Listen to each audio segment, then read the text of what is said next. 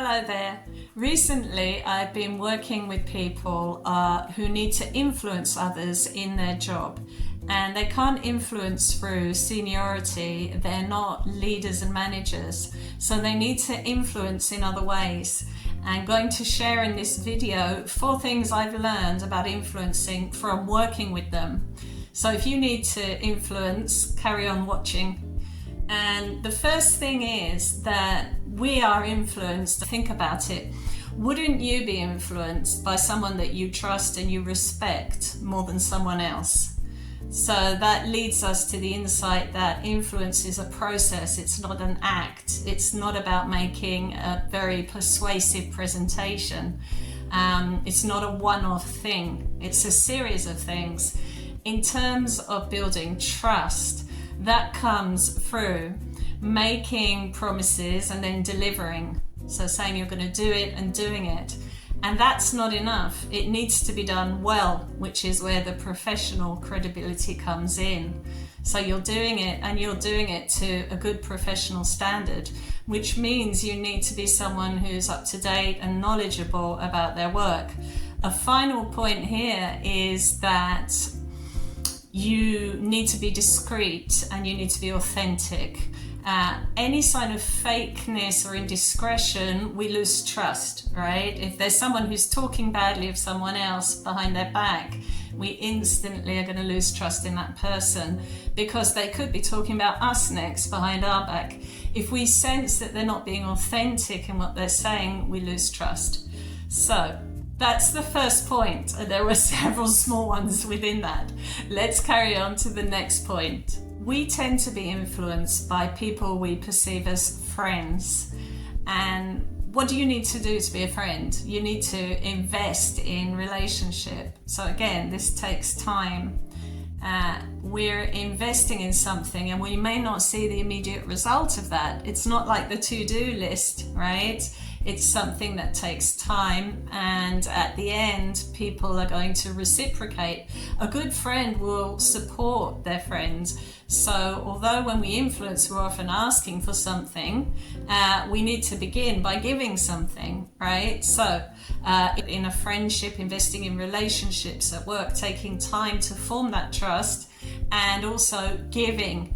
Because after we've given a few times, it will be quite easy for us to ask. However, if someone just comes in, they met you once, and 6 months later they get in touch and say they want something, how do you react? You feel used, okay? So you have to give first in order to get, and you have to build relationship and invest in that. The third point is empathy.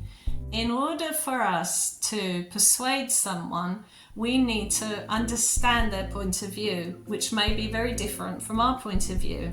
So to understand, we need to listen, right? So this looks like listening to people in order to understand their values, their points of view, what's important to them, so that when we afterwards talk about our idea, our suggestion, we can come from their perspective. We can see what parts of that they might agree with, disagree with, be ready for that part they might disagree with. So understanding them through listening to them. Also, if you listen to people and they feel heard and respected, they're much more likely to afterwards listen to you when you put forward whatever it is you're trying to influence them about. So we've talked about trust, we've talked about relationship, we've talked about empathy, and the fourth and final point is empowering or involving the other. Sometimes we think, no, we just have to force them to do what we want, but no, instead of pushing, we need to pull people in by involving them. So you can put forward your idea or your project or your argument, put it forward with data, put it forward with logic, put it forward with rationale, even put it forward with emotion and passion and connecting it to their values. But then you're going to ask that person, what do you think about this? Because I would really like your input on this. I would like your feedback on this. I would like you to help me do this and create this.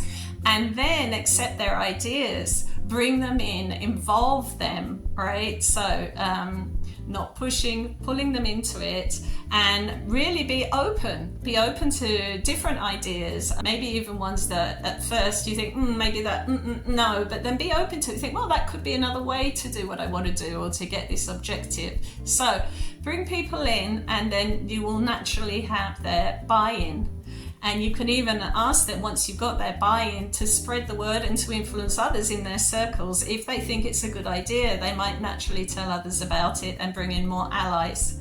So to summarize here, I just want to make a quick point. Sometimes people feel influencing can be manipulative, but I don't see it that way.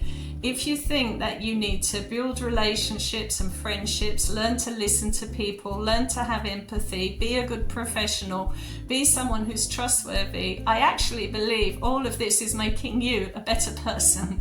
So the process of influence is also a process of becoming a better you. And I hope that this was useful to you and that you can put some of these tips into practice and have more influence, obviously influencing for the good. Thanks for watching.